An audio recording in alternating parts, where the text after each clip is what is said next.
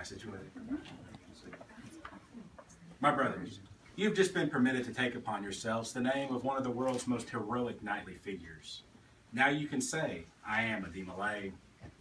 To be deemed worthy of the privilege of entering into the comradeship of that great army of youth, both here and abroad, who have dedicated themselves to the ideals of Jacques Demolay, demonstrates our confidence that the fineness of your purposes will guide your development into the highest type of manhood.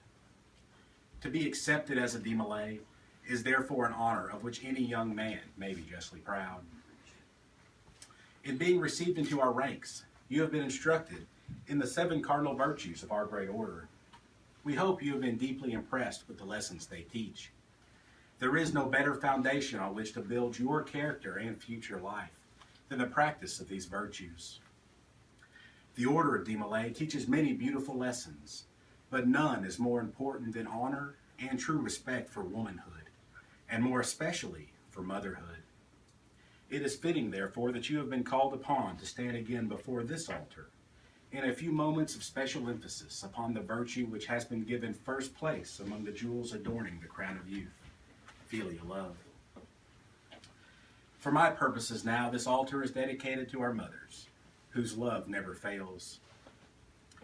You may rise to positions of great influence in commercial, political, or professional life, but you can never reach the heights of your mother's secret hopes for you.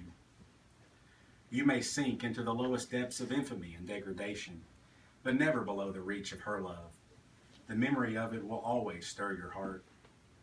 There is no man so entirely base, so completely vile, so utterly low, that he does not hold in his heart a shrine sacred and apart for the memory of his mother's love.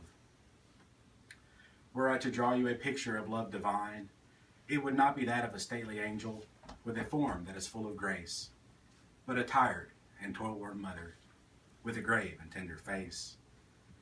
It was your mother who loved you before you were born, who carried you for long months close to her heart, and in the fullness of time took God's hand in hers and passed through the valley of shadows to give you life. It was she who cared for you during the helpless years of infancy and the scarcely less dependent years of childhood. As you have grown less dependent, she has done the countless, thoughtful, trouble-healing, helpful, and encouraging things, which somehow only mothers seem to know how to do. You may have accepted these attentions more or less as matters of course, and perhaps with any conscious gratitude or any expression of your appreciation. You are rapidly approaching the time in life when you will be entirely independent of your mother. The ties to which dependency has bound you to her may be severed as you grow older, but the tie of mother love can never be broken. Thinking back upon the years of your life, when you have reached the threshold of manhood, your mother might well say in the words of the poet, "My body fed your body, son, but birth's a swift thing, compared to 1 in 20 years of feeding you with spirit's tears. I could not make your mind and soul, but my glad hands have kept you whole. Your groping hands bound me to life with ruthless bands, while all my living became a prayer, and all my days built up a stair for your young feet that trod behind, that you in aspiring way should find. Thank you that life can give you pain, which does not stab in me again.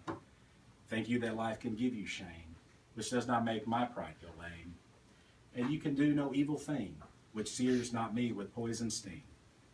Because of all that I have done, remember me in life, O son. Keep that proud body fine and fair. My life is monumented there. For my life make no woman weep. For my life hold no woman cheap. And see you give no woman scorn for that dark night when you were born." The flowers which you see on our altar are symbols of that mother love. The white, the love of the mother who is gone. And the red, the love of the mother who still lives to bless your life. Far in the dim recesses of her heart, where all is hushed and still, she keeps a shrine. 'Tis here she kneels in prayer, while from above long shafts of light upon her shine. Her heart is flower fragrant as she prays, a quiver like a candle flame each prayer takes wing. To bless the world she works among, to leave the radiance of the candles there. We want each of you to take a red or white flower from the altar If your mother has passed over to the other shore, you will choose a white flower and hold it always sacred to her memory. May the sight of it always quicken every tender memory of her and strengthen you anew in your efforts to be worthy of her hopes and aspirations for you. If your mother is living, you will choose a red flower. When you go home tonight, give it to your mother. Tell her it is our recognition of God's best gift to a man, his mother's love. When you go home tonight, take her in your arms and say, "Mother, I've learned a great lesson tonight. The ceremonies have helped me realize more fully how much you really mean to me.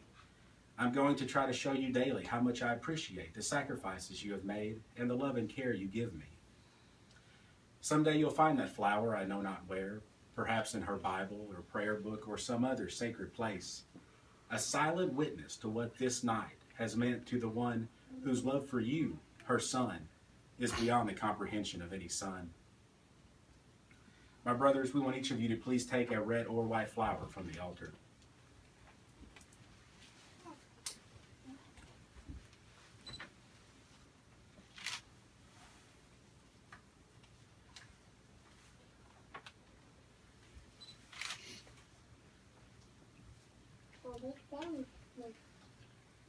Demolay can ask no more of you than that you shall endeavor so to live as to be worthy of your mother's love. Thank you. That's it.